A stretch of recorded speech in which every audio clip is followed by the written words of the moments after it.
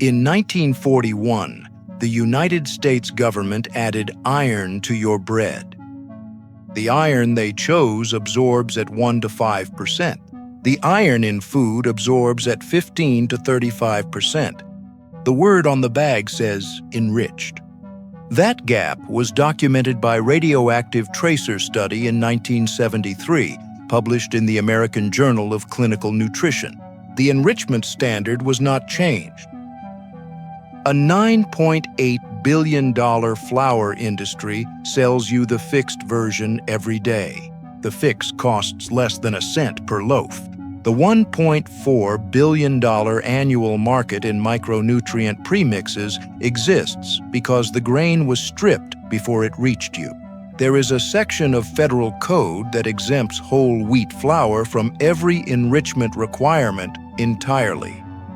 A mill in Burlington operates under that exemption right now, producing 5 million pounds of unenriched flour per year. By the time this is over, you will know the exact legal mechanism, the name of the operation, and 3 ways to use it yourself starting today. War Food Order Number 1 was signed January 18, 1943. The industry body for white flour milling participated in writing its terms. The sourdough starter requires no patent. The whole grain mill requires no additive supply chain. Neither generates a $1.4 billion annual market in replacement nutrients. This is the kind of thing we cover here. If you want to keep seeing it, hit subscribe. The information does not stop being true if you don't. The wheat kernel is 3 things: endosperm, bran, and germ. Industrial milling removes the bran and the germ. What remains is mostly starch. The USDA Food Data Central numbers are exact. Whole wheat flour contains 138 milligrams of magnesium per 100 grams. Enriched white, 22. Whole wheat carries 2.9 milligrams of zinc. Enriched white, 0.7. Whole wheat delivers 10.7 grams of fiber. Enriched white, 2.7. Whole wheat carries 1.2 milligrams of vitamin E. Enriched white, 0.06. None of those nutrients are in the enrichment mandate. None are added back. The mandate covers 5: thiamine, riboflavin, niacin, folic acid, and iron. The grain carries more than 30 nutritionally significant compounds. The iron number runs the other direction, and that number is the argument the label makes. Enriched white flour shows 4.6 milligrams per 100 grams. Whole wheat shows 3.9. The enriched version has more iron. This is the fact the system depends on you accepting without asking the next question. Here is the next question. Your body absorbs iron through a protein transporter in the small intestine called DMT1. To reach it, iron must dissolve in stomach acid, converting into a charged ionic state. The form added to most American flour since 1941 is elemental iron, powdered metal, physically similar to iron filings used in science demonstrations. It is not dissolved. It requires full acid conversion before any fraction of it becomes usable. John Cook at the University of Kansas measured this in 1973 using radioactive tracers. Elemental iron absorbed at 3 to 12 times lower rates than ferrous sulfate, the ionic form your body processes from natural food. In 1981, Lars Hallberg and Bjorn-Rasmussen confirmed the finding and formally recommended in print that elemental iron be removed from national fortification programs. The United States did not remove it. Between 10 and 30% of adults over 60 produce insufficient stomach acid for the ionic conversion to function at all. In those individuals, the elemental iron passes through largely unchanged. The label states the milligram quantity. It does not state the form. It does not state the absorption rate. No regulation requires any of this to appear. The 4.6 milligrams is not a lie. It is a number that tells you what is there, not what reaches your body. The steel roller mill arrived in the 1870s, imported from Budapest. By 1880, white refined flour had replaced whole grain in most American cities. The shelf life was longer. The margins were higher. The diseases followed. Pellagra killed tens of thousands in the American South through the 1920s and 1930s. Beriberi spread through populations whose diet was primarily refined grain. By 1930, the public health consequences were visible and documented. The case for adding something back was real. January 18, 1943, War Food Order No. 1 made enrichment mandatory. The justification was accurate as far as it went. What the science of 1941 could not yet show was that the form of iron chosen would determine how much of the policy's goal was actually achieved. The research distinguishing absorption rates of elemental versus ionic iron did not exist in developed form until the 1950s and 1960s. The Millers National Federation, the industry body representing white flour processors, participated in the negotiations.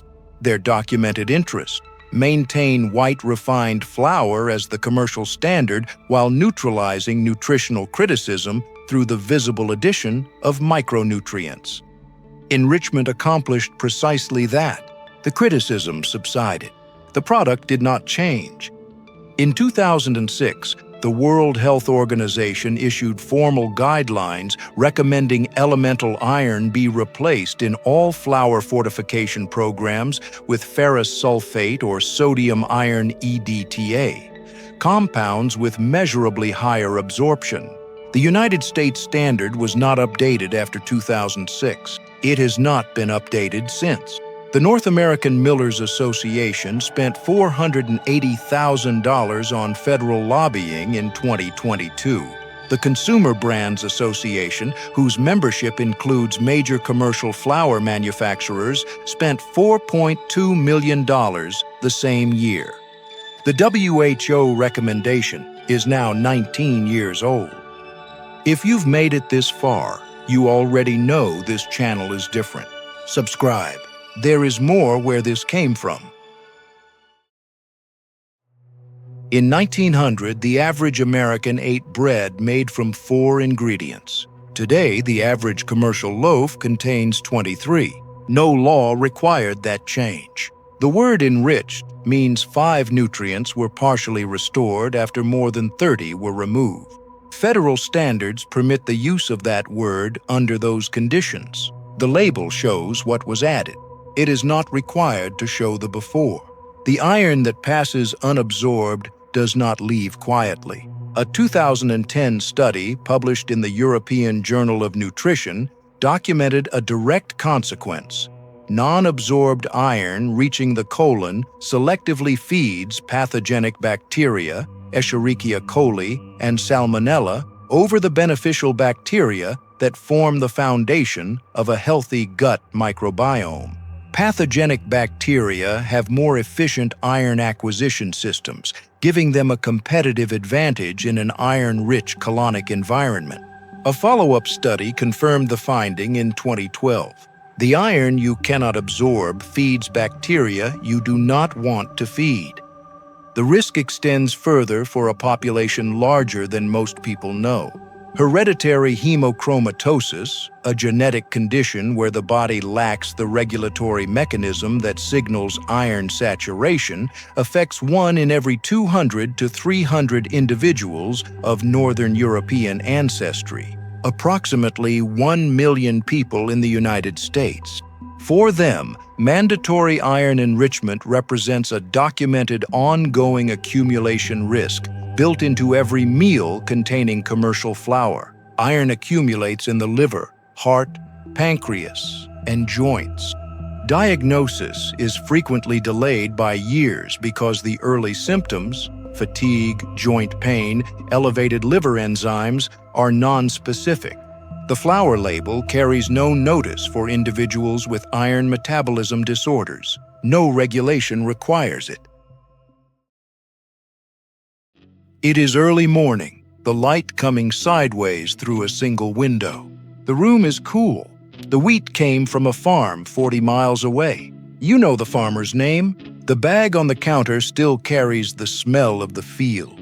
Something dry and slightly sweet. The mill has 2 stones. What comes out the other side is warm from friction, faintly fragrant, the color of pale sand with visible flecks of bran. Not uniform. It is not supposed to be. This flour will not sit for 6 months. It has a life measured in days because the germ is present and the germ contains living chemistry.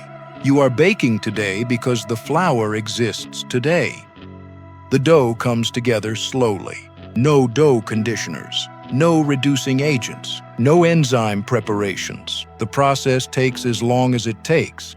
The bread rises. The yeast works at the pace the temperature allows. The crust forms hard and deeply brown. The crumb inside is dense and slightly irregular, not engineered for photography, not compressed for shelf appeal.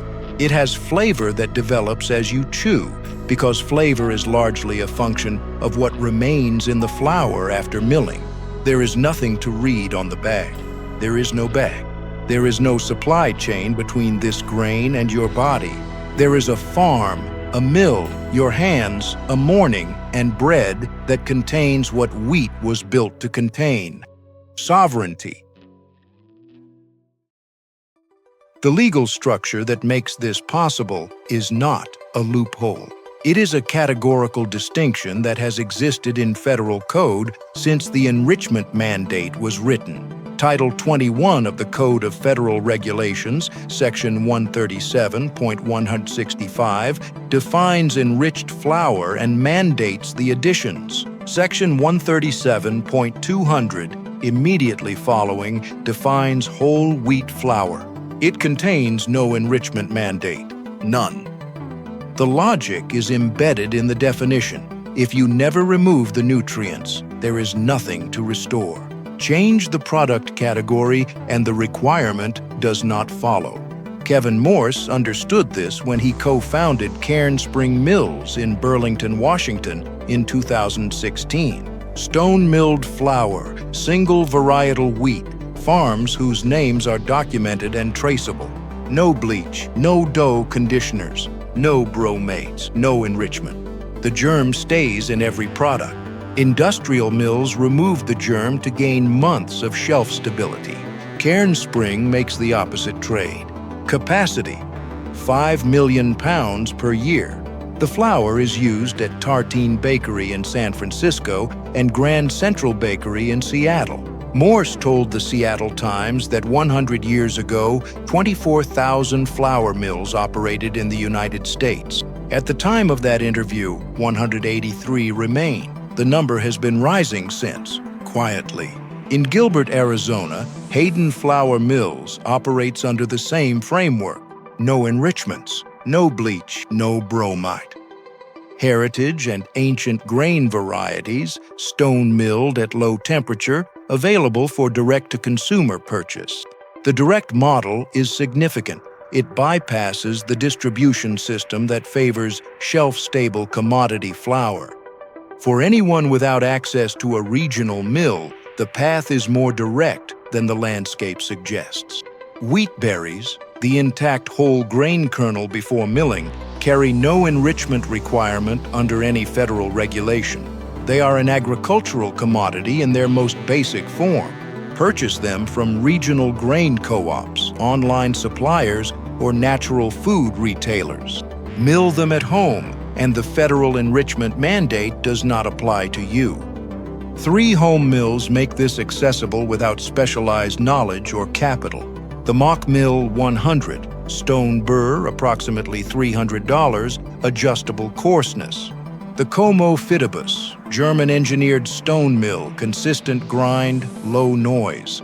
The Nutrimill Harvest, stone mechanism specifically designed to preserve germ and bran. All 3 produce whole wheat flour from wheat berries in a single operation, in the kitchen, in under 10 minutes per pound. What comes out contains 3.9 milligrams of iron per 100 grams in the form the wheat kernel was built to carry, bound to the bran and germ matrix, accompanied by the fiber, magnesium, zinc, and vitamin E present before any of this began. No elemental iron added by mandate. No premix manufactured by a $1.4 billion industry that exists because the grain was stripped first. The 1943 order does not follow the grain into your kitchen. It follows the product category. Change the category and the mandate ends where your countertop begins. They stripped the grain, added back 5 nutrients in cheaper forms, called it Enriched, and wrote the law so you'd never have to be told what was missing. If this changed how you read a label, share it with someone who still trusts the bag. And subscribe, because the next one is already built the same way.